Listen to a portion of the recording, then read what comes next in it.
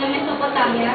Ang ibig sabihin ng Mesopotamia ay lupain sa pagitan ng dalawang ilog dahil pinapaligiran ito ng dalawang malalaking ilog na Tigris at Euphrates.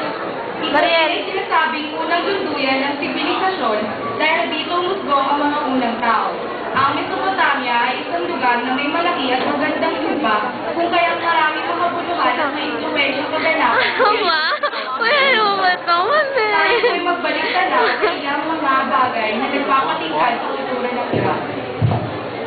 Malikhang pamamaraan ng pagsulat. Ang manunulat o tagapagdala ng Sumeryo ay lumikha ng sistema ng pagsulat na tinatawag na cuneiform. Ito ay tinatayang pinakaunang pamamaraan ng pagsulat. Matulis na stylus ang ginagamit na balita. Sa isang malisakat na tagyas na malambot na luwag ang ginagamit upang mupit na larawan sa sumasagitan sa kanilang mga kaisipan. Pagkatapos ay pinatutuyo ang mga ito at itinatago. Nakatala ang kasaysayan sa mga tigas na mga batong ito. Gumagamit ang mga mangangalakal ng tatak ng kamihis, nagbebenta at saksi. Ang mga selyo na nagda ay ginagawa sa ugi cylinder at inuukit sa bato at isinusuot ng may-ari na parang kristal. Larangan ng batas. Sa larangan ng batas, kinilala ang kodigo ni Hammurabi. Ang batong ito ay may taas na 2.44 na metro at dito nakausyok ang batas ng Parian. Ang batas ni Hammurabi ay may kaugnayan sa lahat ng mga kaapeto sa pamayanan, kasama na ang relihiyon, pamilya, kabuhayan at krimen. Ang batas na ito ay ang paggawad ng katarungan batay sa bigat ng kasalanan. Ika nga ay may kasabihan tayong mata sa mata, ngipin sa ngipin. Dalawa sa mga pahayag na nakuha sa kodigo ni Hammurabi ay ang mga sumusunod. Kapag nasira ng isang tao ang mata ng kasapi ng Dipsokrata, sisirain din ang kanyang mata.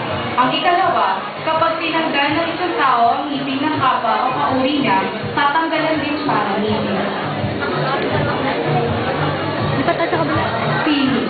Ang mga Sumeryo ay mahilig sa mga gandang bagay. Ang mga magagawa may kasanayang gumawa ng alahas at dekorasyon. Ang musika ay isang kakayahan na kanilang napalawak at napaunlad. Ang mga instrumentong tulad ng harpa, pipa, flauta, pati na rin ang tabon. Transportasyon. Gulong ang kanilang gamit upang makadali ang magkakaroon ng mga produkto sa ibang lugar.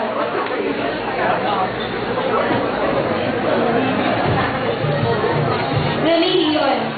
Ang sigurat ang pinakamalaking gusali na nakikita sa Mariel! kung saan sa tuktok nito ay matatagpuan ang dambana na pinaniniwala ang kahanan ng masa. Polytheismo. Naniniwala sa maraming Diyos at Diyosa ang mga taga-Sumer na isang lungsod na matatagpuan sa Mesopotamia. Apat na pinakamahalaga nilang Diyos ay pinaniniwala ang siyang may kontrol sa mundo. Ay, Diyosa na kumakatawad sa kalangitan. Hindi bilang Diyosa ng hangin. Enki, ang Diyos ng katubigan. Mirunsa, ang dakilang Diyos ng sangkalupaan. Islam. Ang Islam ay pangalawa sa pinakamalaking relihiyon sa buong daigdig. Ang Islam ay ang relihiyon kung saan ito ay nahahati sa dalawang pamayanan ng Muslim. Ito ay ang Shia at Sunni. Ang Shia ay ang tawag sa tagasunod ng Shia na naniniwala ang tanging may karapatan lamang sa pagiging langit ay ang mga kamag-anakan ni Ali, sapagkat ito ay ang sagrado. Ang mga Sunnis ay nananalig na ang kalip ay isang politikal na pinuno ng mga Muslim. Hindi lamang magmumula sa kamag-anakan ni Ali ang pagiging ng kalip. Katutubong sayaw.